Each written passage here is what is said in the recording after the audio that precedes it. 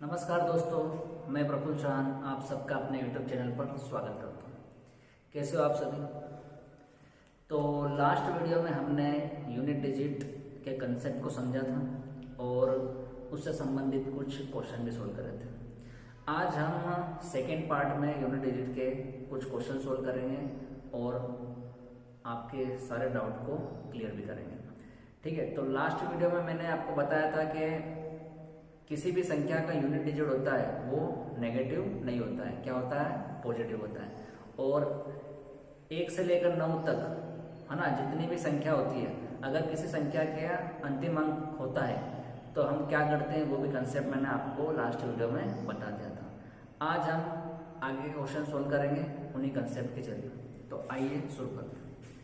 ठीक है, तो सबसे पहला क्वेश्चन लिखा है 7 की पावर 98 माइनस 7 की पावर 89 का इकाई का अंक बताओ। तो देखो 7 का नियम पढ़ा था तो क्या बताया था, आप पावर में 4 का भाग देंगे, जो भी शेषफल आएगा वो 7 की नई पावर हो जाएगी। तो जल्दी से लास्ट 9 की है तो दोनों भाग में 4 दूना 8, 9 में से 8 गया है, ऊपर से 8 18, 4 चौक 16, शेषफल बचेगा 2। तो यहाँ से आ जाएगा 7 की पावर 2 और 7 की पावर 2 का मान होता है 49। तो 49 का भी आप क्या ले लो, लास्ट अंक ले लो 9, माइनस लगा। फिर पावर भाग को 4 दूना 8, कड़िया ऊपर से होता है 9, 4 दूना 8, शेषफल बचा है तो 7 की पावर क्या हो जाएगी 1। तो यहाँ पर आ जाएगा 7 ही होगा और 9 में से 7 घटा तो आपका आंसर हो जाएगा 2। तो इसका आंसर होगा 2। ठीक है, अगला क्वेश्चन है, अगर 5 की पावर कुछ भी हो तो इकाई का अंक वही रहता है, बताया था मैंने, 5 ही आएगा प्लस। अब 3 है तो 3 की पावर कितनी है ना, 3 के नियम में क्या करते थे, पावर में अपन 4 का भाग दे देते हैं। तो आप सिर्फ अंतिम 2 अंक में 4 का भाग दे दो। देखो 4 एकम 4, 6 में 4 जाएगा 2, ऊपर 17 9 29, 4 7 तो 28, शेषफल कितना बचा 1। तो यहाँ से यूनिट डिजिट कितना आएगा 3, और 5 और 3 को फिर जोड़ दो तो यूनिट डिजिट क्या हो जाएगा, यहाँ पर 8 आ जाएगा इस पूरे ब्रैकेट में। ठीक है, फिर मल्टीप्लाई का चिन्ह लगा दो। 9 की पावर में अपन ने क्या देखा था, सम और विषम वाला कंसेप्ट देखा था। ठीक है, तो अगर 9 की पावर आपकी देखो क्या हो रही है, सम है या विषम है, तो 9 की पावर आपको दिख रही है सम, और जब 9 की पावर सम होती है तो उसका इकाई का अंक क्या होता है, हमेशा 1, माइनस लगा दो। 4 की पावर में भी सम विषम वाले कंसेप्ट से करा था हमने, तो 4 की पावर क्या रही है, विषम, तो इकाई का अंक क्या होगा 4। ठीक है, अब फिर वही, अगर 4 में से घटा हुआ 3 पर बड़ी संख्या माइनस के तो माइनस का 3, और माइनस में कभी भी इकाई का अंक नहीं होता है। तो हमने क्या करा था लास्ट वीडियो में, जो छोटी संख्या उसके आगे 1 लगाया था। अब 11 में से 4 घटा दो तो कितना आ जाएगा 7।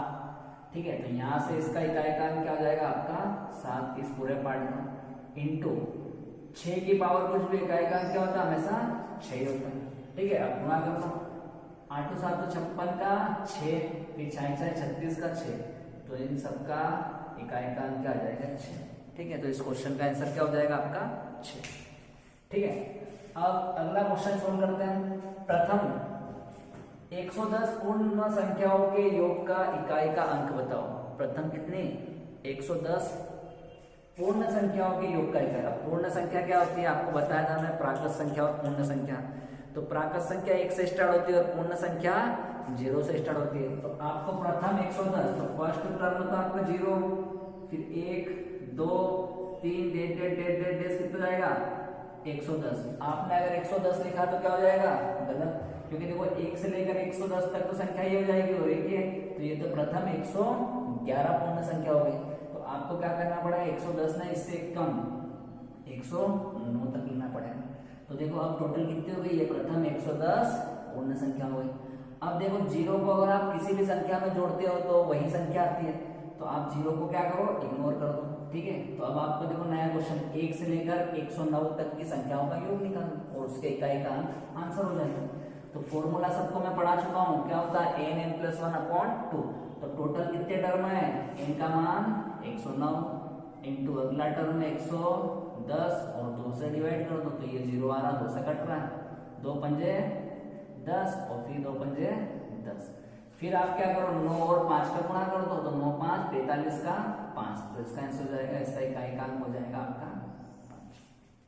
ठीक है, अगला क्वेश्चन मोस्ट इंपोर्टेंट है, ये भी MP police sorry MP SI में आ चुका है, 2017 के एग्जाम तो उसमें आ चुका है।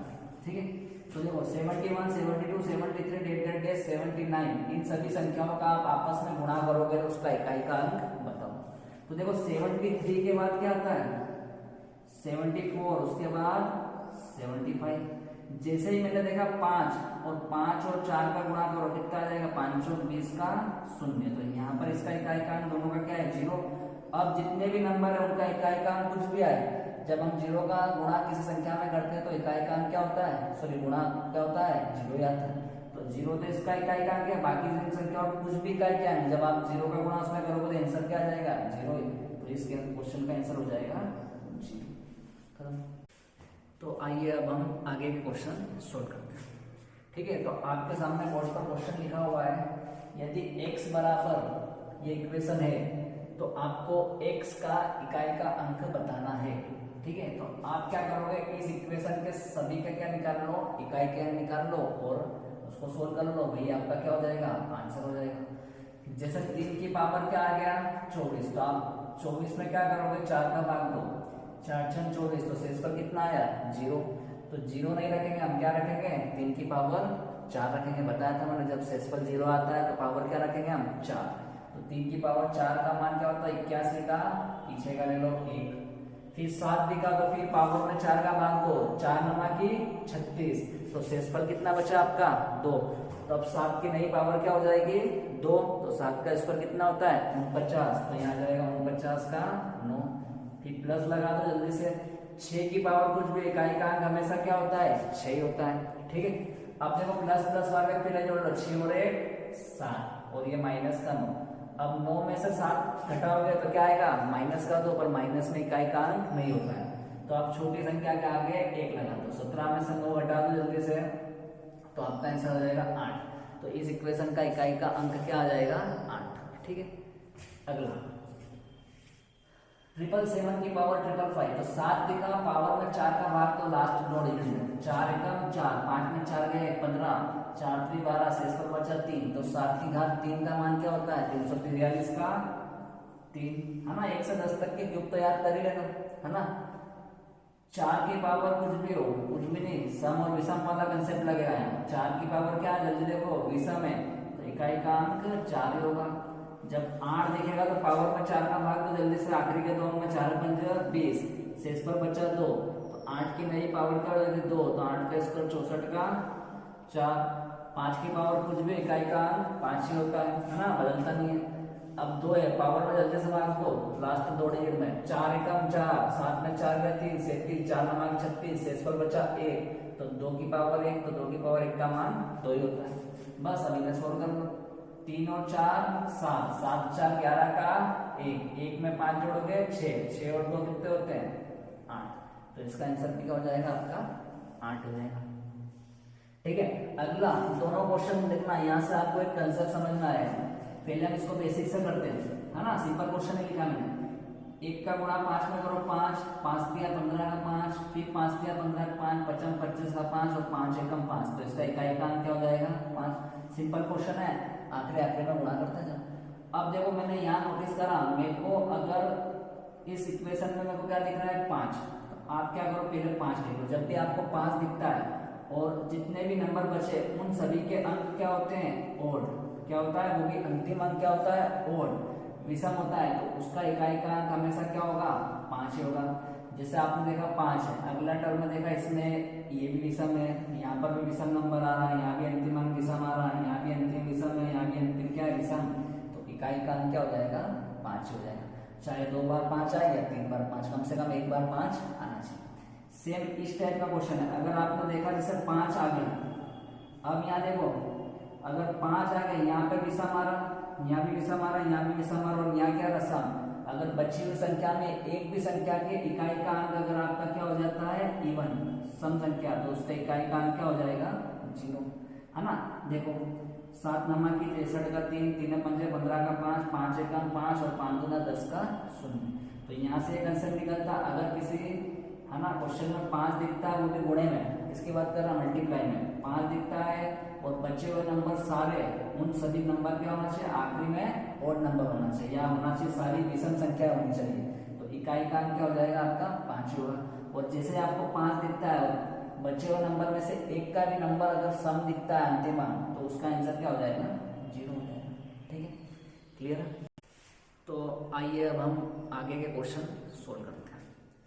ठीक है, तो अगला क्वेश्चन मैंने लिखा हुआ है 2 की पावर 3 उसकी पावर 4 मल्टीप्लाई 3 की पावर 4 और 4 की पावर भी 5, है ना। इस टाइप से नंबर लिखे हुए हैं, उन सबका आपको गुणा करना है और उसका इकाई का अंक बताना है।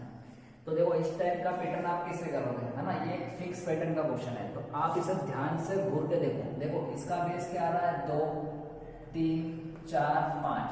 जैसे ही मेरे 5 दिखा तो मैंने सोचा भैया 5 की पावर कुछ भी रखो, इकाई का अंक क्या होता है, 5 ही होता है। तो जब आप 6 की पावर 7 का मान सोल्व करोगे और जो भी नंबर आएगा उसको 5 की पावर रखोगे तो क्या हो जाएगा, इकाई का अंक 5 ही रहेगा। क्यों, क्योंकि 5 की पावर चाहे कुछ भी हो, इकाई का अंक क्या होगा, 5 ही होगा। सेम इसी प्रकार 6 की पावर कुछ भी हो, इकाई का अंक क्या होगा आपका 6 ही होगा। और 5 और 6 का गुणा करोगे 5 30 का 0, तो इसका इकाई का अंक क्या हो जाएगा 0। इन दोनों इक्वेशन का इकाई का अंक क्या हो जाएगा आपका 0, है ना, दोनों नंबर का गुणा करने पर 0। अब बचे हुए नंबर का इकाई का अंक चाहे कुछ भी हो, उन नंबर में आप जैसे आप 0 का गुणा करोगे तो इकाई का अंक आपका क्या आ जाएगा, वापस से 0 आ जाएगा। तो इसका आंसर क्या हो जाएगा 0। ये फिक्स पैटर्न का क्वेश्चन है और ये एसएससी के एग्जाम में आया हुआ क्वेश्चन।